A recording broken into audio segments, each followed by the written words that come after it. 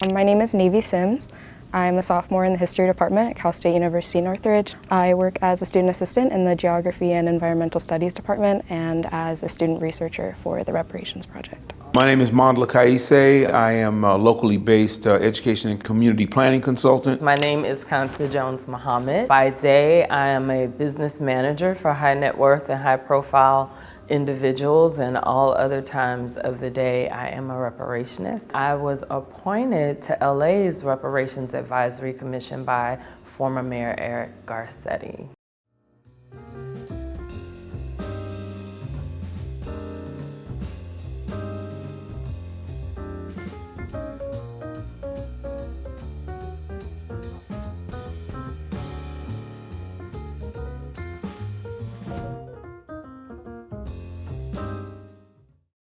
So I got appointed to the Reparations Advisory Commission about a year and a half ago. Our job as a commission is to really study harms that may have been inflicted upon descendants of slavery in California. I think reparations is something that needs to happen because the inequities that we're experiencing today in Los Angeles have ties to slavery. We had a number of things that happened to African Americans that continue the trauma. Some people think, oh, well, slavery, that was such a Southern thing.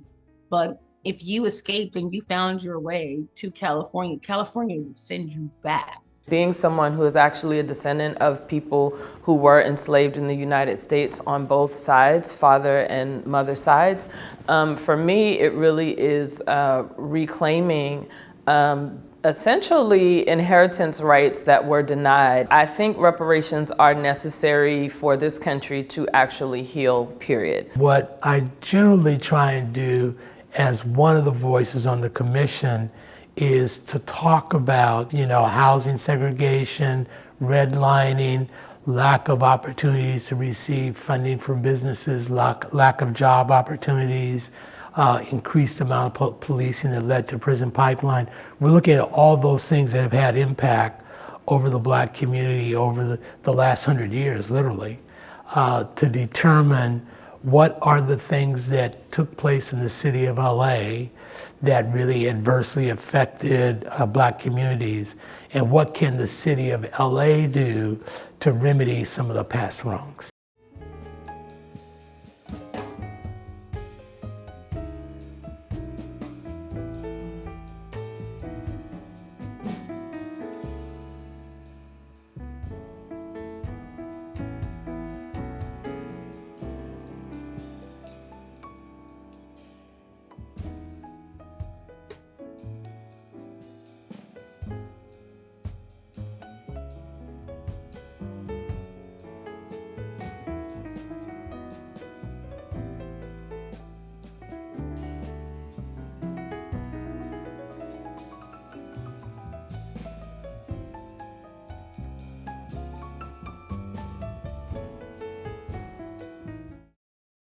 Restrictive covenants is language built into the deeds that restrict in perpetuity who can live in that house based on identity. Of course, that was overturned in the 60s, but by that time, a lot of the damage had been done to people's potential earning power through property acquisition.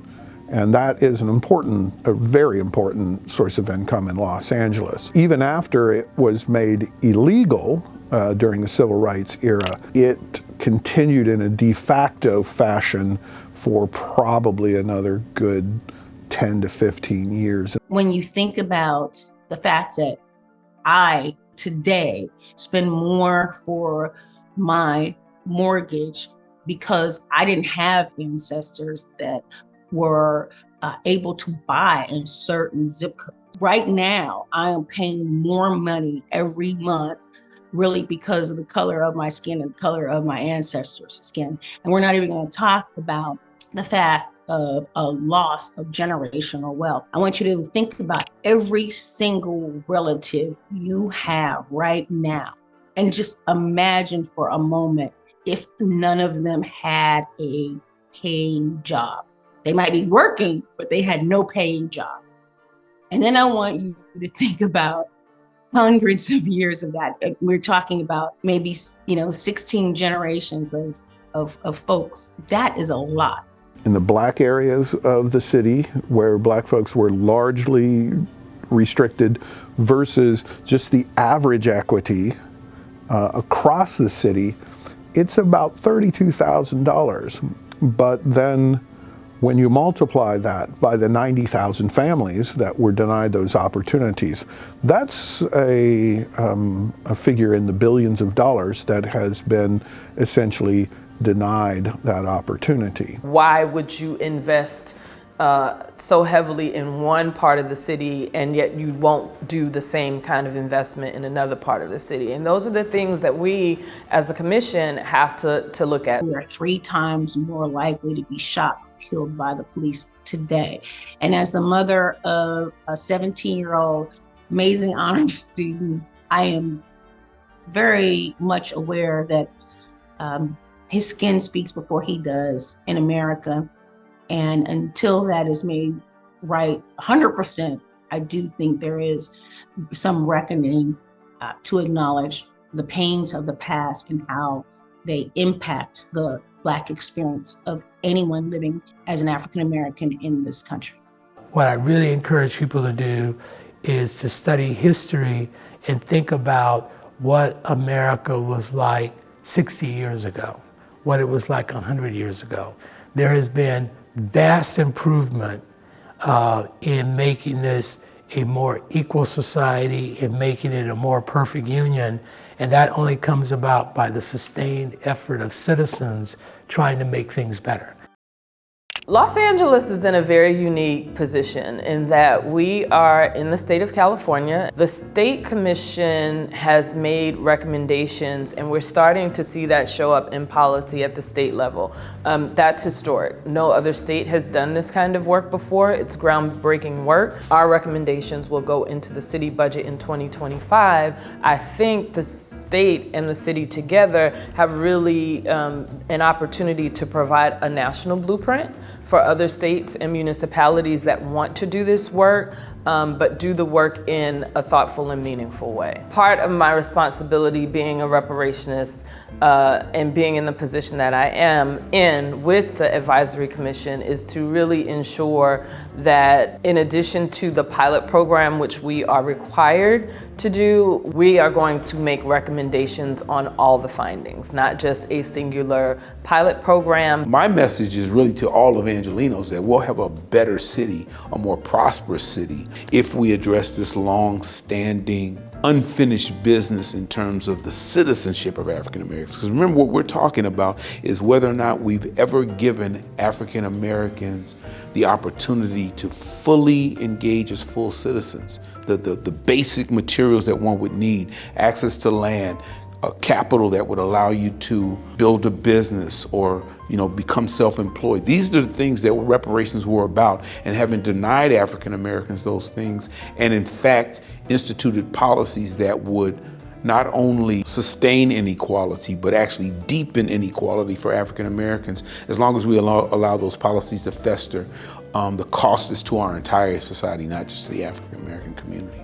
Ideally, we finish this research and when it goes to City Hall, they decide to make some top-down action, but I think that historically, whenever movements for justice or reparation have been made, it comes from the bottom up, so I think that something that really motivates me is getting the community involved in this sort of research. We've gained some traction in terms of the conversation with the broader community and their participation in it. I think that's been the most promising outcome, the number of public engagements we've been asked to do, and the response that we're getting from the Black individuals and organizations that we're working with is very different now. The tenor of the response is folks taking more ownership, more of a commitment to assist us in spreading the word and getting the information out to folks, and just a little bit more intentionality from those institutions and organizations to kind of participate with us in the upcoming phases of the project. A lot of times with reparations work, the human element is left out. People forget that we're talking about actual families and people that experience certain things, and it's important to remember that. Never forget your history, it's really important. I relayed some of the information that I found in the school district to an old mentor of mine from Black Student Union, and he was a graduate of LA City School District in 1961, and hearing him verify the information that I'd found with his personal experiences was really gratifying for me. So I think if you have a personal experience that's tied to this, reach out, speak to those in your community. That is the number one thing. Stay engaged, follow the social media for LA Civil Rights. This department, LA Civil and Human Rights, and the work they do should be blueprinted for other municipalities. The work they do here is very special and it's necessary. This is long overdue, and it's possible, like everything else in our society is possible, only if we seize it and only if we prepare ourselves to make the greatest case that we can make and put that on the table and really hold government accountable to making this a meaningful initiative. Follow the data. Facts will set you free, or the facts may help you set things right. We can only make positive change if we all agree that it's worth making. So my call to action is learn the history of the place where you live. Just learn about it. If you know the history, then I think what you will see is there is a reason that we want to have change. Everyone knows the wrongs happen, and there's not another place where wrongs would happen and people would get away with it. We need reparations because the Black family has been broken and Black households are facing zero income by 2053. The harms that have been caused to Black people over the centuries have never been addressed.